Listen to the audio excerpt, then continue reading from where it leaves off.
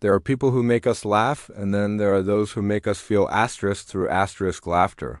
Jim Carrey is one of those rare souls who could turn chaos into comedy, heartbreak into humor, and pain into pure, unadulterated art.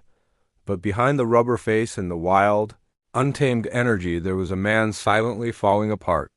This is the story of how a comedy legend lost his smile to find his soul.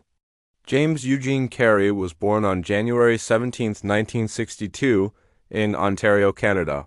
His family wasn't rich far from it. They were struggling from the very beginning. The real turning point came when Jim was just a teenager. His father, the man he looked up to, lost his job, and the world came crashing down. The family was forced out of their home and had to live in a Volkswagen van for months. Imagine that. While other kids were thinking about prom or college applications, Jim was working overnight shifts, cleaning factory floors just to help his parents survive. But even in those dark, exhausting nights, he found a glimmer of light. He would stand in front of the mirror and make faces, creating characters, inventing jokes, and pulling laughter out of thin air. It wasn't just a hobby. It was his escape, his way of staying alive in a world that felt like it was closing in. He once shared a powerful lesson he learned from his father. "My father could have been a great comedian," he said, "but he chose the safe path. He took a job as an accountant. When his father was let go from that safe job, it taught Jim a profound lesson. He realized, you can fail at what you don't want, so you might as well take a chance at doing what you love. That single idea became the compass that would guide his entire life. It was a risky bet, but it was the only one worth making. Armed with this philosophy, Jim packed his bags and headed for the glitz and chaos of Hollywood. But the city of dreams wasn't exactly waiting with open arms. He was rejected, he was mocked, and he was repeatedly told that he was just too weird for television. There were times he was so broke, he lived out of his car on the streets of Los Angeles. But even then, his belief in himself never wavered.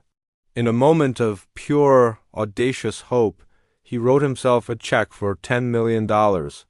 In the memo line, he wrote, "For acting services rendered," and post-dated it for 3 years in the future. It was a promise to himself, a declaration that one day, all the struggle, all the rejection, all the nights sleeping in his car would be worth it. He kept that check in his wallet for years. Then, just before it was due to expire, he landed the role that would change everything. The movie was asterisk Dumb and Dumber asterisk, and his paycheck was almost exactly $10 million. He hadn't just made it. He had willed it into existence. That worn-out check wasn't just a piece of paper. It was a testament to the power of believing in a future that no one else can see. The 1990s belonged to Jim Carrey. It was a whirlwind of green masks, talking butts, and cosmic powers.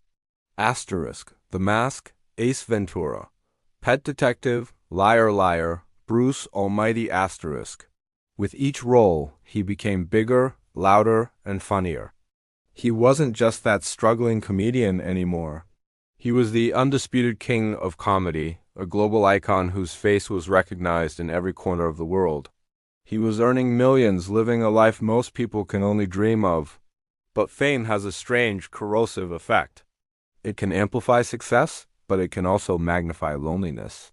Behind the scenes, away from the roaring crowds and flashing cameras, Jim was fighting a silent, grueling battle with depression. The line between Jim Carrey the man and Jim Carrey the character began to blur. He felt trapped by the persona he had created, the pressure to always be on, always be the funny guy. He later reflected on this time, saying, "I thought I had to be special to be loved. I was trying to fill a hole in myself." He was searching for acceptance from the outside world, hoping that if enough people loved his characters, it would somehow make him feel whole.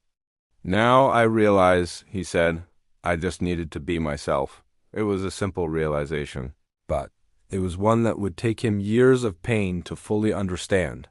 The man who made the world laugh was struggling to find a reason to smile himself. Then the unthinkable happened. In 2015, his on-and-off girlfriend, Catriona White, died by suicide. The loss didn't just break his heart. It shattered his world. Suddenly, the jokes, the movies, and the fame felt meaningless. He was dragged through a painful legal battle and hounded by the press, all while grieving a loss that was deeply personal and traumatic. The spotlight that had once defined his life now felt like an interrogation lamp. So he did the only thing he could. He disappeared. Jim Carrey, the man who was everywhere, was suddenly nowhere.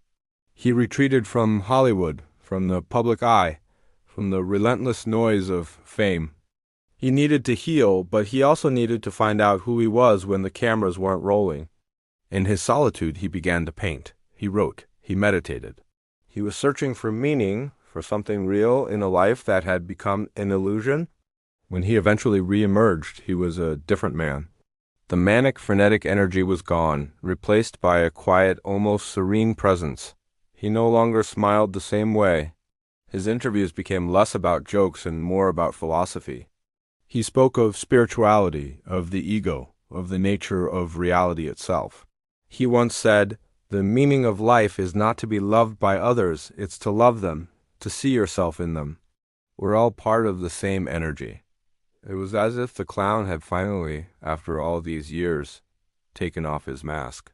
He was no longer performing. He was simply being. His art became his new language. He started creating massive, colorful, and often chaotic paintings, vibrant expressions of his inner storm. His artworks were raw, honest, and deeply personal. They were a window into the mind of a man who had been to the highest highs and the lowest lows, and was now trying to make sense of it all. He spoke openly about the illusion of identity, saying, "Jim Carrey is a character I used to play, and I got tired of it." Jim Carrey's journey taught the world a powerful lesson. Laughter can heal, but it can also hide. Behind every smile, there might be a story too heavy for words, and yet, even through the unimaginable pain, he continues to create, to inspire, and to remind us that being truly human means embracing both the comedy and the tragedy of life. He's no longer just the guy who makes us laugh. He's the philosopher who makes us think, the artist who makes us feel, and the survivor who gives us hope. As one critic perfectly put it, Jim Carrey didn't just make us laugh. He made us understand why we needed to. And in doing so, he found something more profound than fame. He found himself. Thank you so much for watching. If this story resonated with you, please consider hitting that like button and subscribing for more content like this. Let me know in the comments what you think about Jim Carrey's incredible journey. Until next time, take care.